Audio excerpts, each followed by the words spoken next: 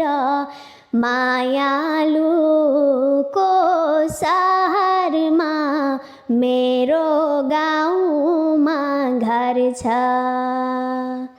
हिलो भन्न पाउँदैनौ, धुलो भन्न पाउँदैनौ, उकाली र ओह्राली गरिराख्नु पर्छ। हिलो